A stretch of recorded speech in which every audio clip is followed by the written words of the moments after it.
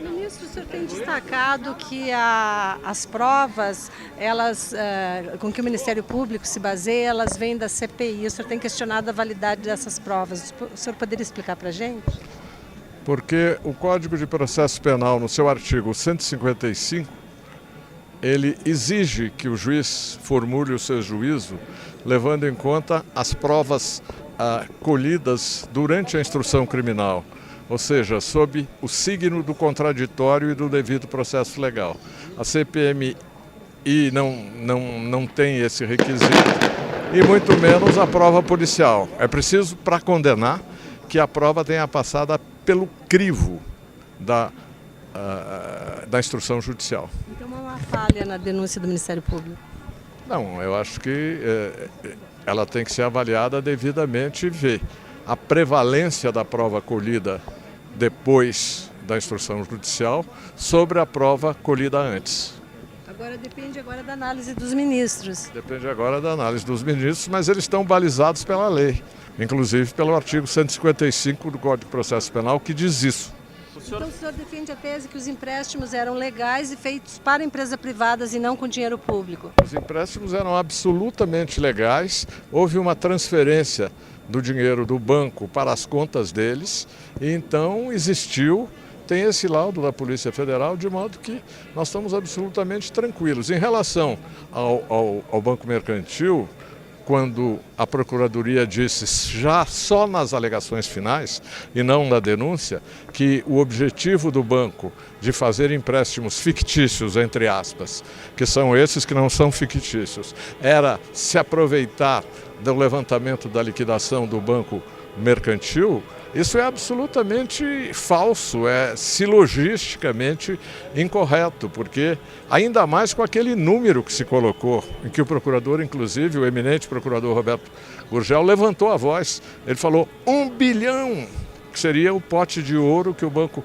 Rural ganharia. Na verdade, a liquidação se deu agora em março de 2012 e o que aconteceu foi que o Banco Rural recebeu a parte que lhe cabia, que eram 96 milhões. Agora os deputados recebiam o dinheiro.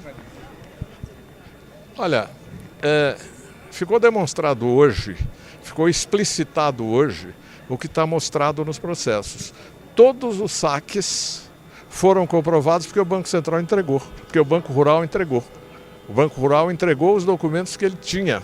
Ele não precisava ter entregado, mas ele não foi objeto de busca e apreensão nem de nada. Ele voluntariamente, requisitado pelo juiz da 4ª Vara Federal de Belo Horizonte, entregou todos os documentos que comprovaram esses saques. E, de acordo com as leis vigentes na época, com as cartas circulares que vigoravam na ocasião, isso era absolutamente correto e era o que não só o Rural fazia, mas todos os bancos faziam. Eu fiquei um pouco com a sensação de que a culpa foi transferida toda para uma pessoa que já morreu.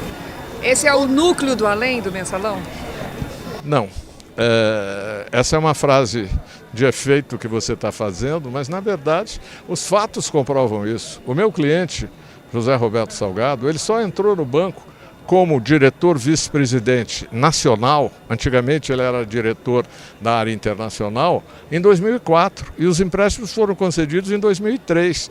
Então foi por isso que eu disse, é preciso abolir o tempo, abolir a teoria da relatividade, para você colocá-lo como coautor daquilo que aconteceu em 2003, quando ele entrou em 2004. Ele deixou uma herança maldita, então, para os atuais diretores? Olha, isso é você que está dizendo. Ele era um homem cuidadoso, as coisas vieram acontecendo e foram escapando do controle, houve uma crise política no meio disso tudo, houve um grande escândalo, houve todas essas consequências, uma CPI mista, de modo que isso inviabilizou o recebimento desses empréstimos. Mas esses empréstimos o PT pagou, e as duas agências estão sendo executadas devidamente nas varas competentes lá em Belo Horizonte. Agora, o Banco Rural já tinha uma atuação semelhante no mensalão do PSDB lá em Minas.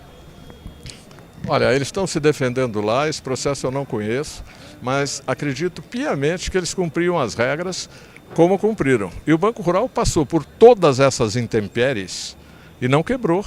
Devido a quê? A qualidade dos seus créditos, ao cuidado com que ele gerencia o dinheiro que não é dele, mas é dos seus depositantes.